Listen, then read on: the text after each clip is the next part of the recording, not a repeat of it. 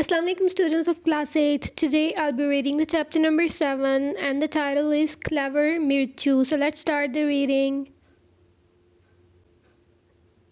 A woodcutter and his wife lived in a village. They had 7 children. All of them were boys. The woodcutter and his wife were so poor that at times they did not know where to get money to buy food for their children. The children were growing so fast that they always felt hungry. The youngest son, however, was the one who caused his parents the utmost anxiety. It is true that he did not eat much, but this was because he was so small. Indeed, when he was born, he was only the size of a pepper, and that was why he was named Mirchu. Once it happened that there was no rain for months on end. A great famine spread across the land, and the woodcutter soon had nothing to give to his family. All the savings were gone, and there was nothing left to eat. "We can no longer feed our children," the woodcutter told his wife one night as they sat beside the empty hearth. "When the boys get up in the morning for their breakfast, there is nothing for them to eat. My dear, there is only one thing that we can do. We must take them into the forest and leave them there. Maybe some rich man finds them and takes them home. I'm sure that he'll take better care of them." The poor wife cried and cried. She was so full of sorrow to hear this, but at last, as the night wore on, she agreed to her husband's plan. After all, she could not see her children die of hunger. She thought and thought, but no other plan came to her mind. She wished she had only 3 children instead of 7. They could have been fed well and brought up nicely.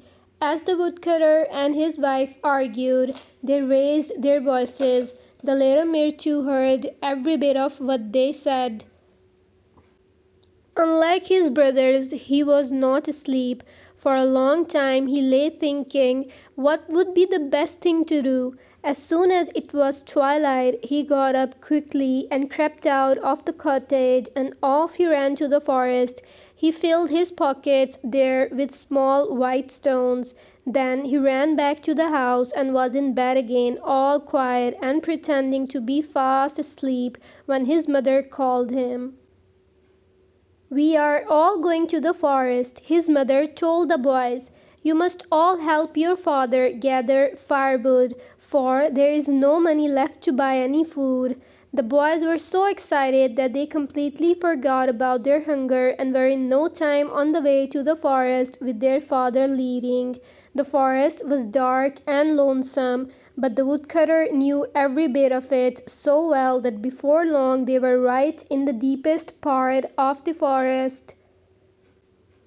"I will cut down the small trees," said the woodcutter, "and you boys must collect all the branches and tie them into small bundles. It is going to be hard work." With that he cut the trees with his axe and set his 7 sons to work.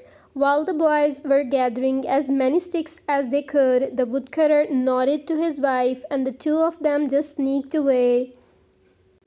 The boys felt a kind of shudder. They began to shout and call for their father, thinking that he might be playing some kind of a trick with them. When, however, he did not appear for quite some time, they really felt frightened and began to cry bitterly. Then the clever Mirchu said, "Do not worry, boys. I know the way home. All we have to do is to follow the trail of the white stones. Father isn't going to come." Mirchu's brothers, however, doubted what he said. At this he repeated what their father had said the night before and told them how he had filled his pockets with stones and dropped them one by one on the way. So Mirchu led his brothers through the deep forest and along the winding paths until they reached the cottage. "Perhaps we are not going to be welcomed," Mirchu said softly. "Let us wait outside the cottage for a while and see if we can hear what father and mother are talking about." When the woodcutter and his wife arrived home early that day, they had found 10 silver coins waiting for them. This was in payment of a debt that they had long forgotten about. At the sight of so much money, the woodcutter's wife wept with joy, but when she remembered that she would never see her boys again, all her joy vanished and she began to sob. What use was that money to her now, she thought. My sons, my poor little sons, she exclaimed sorrowfully. What would I not give to have you safely back home? Perhaps by now they might have been eaten by wolves. This was all Mirchu wanted to hear. He pushed the door open and ran to his mother. His brothers followed him too. Don't cry, mother. We are all here, all safe and sound. What joy and happiness there was in the woodcutter's cottage that night, and what a feast they all had as they sat around the table. The woodcutter, his wife, and all their 7 sons lived happily ever after. Well done, little Mirchu. That's all for today's reading. Allah Hafiz.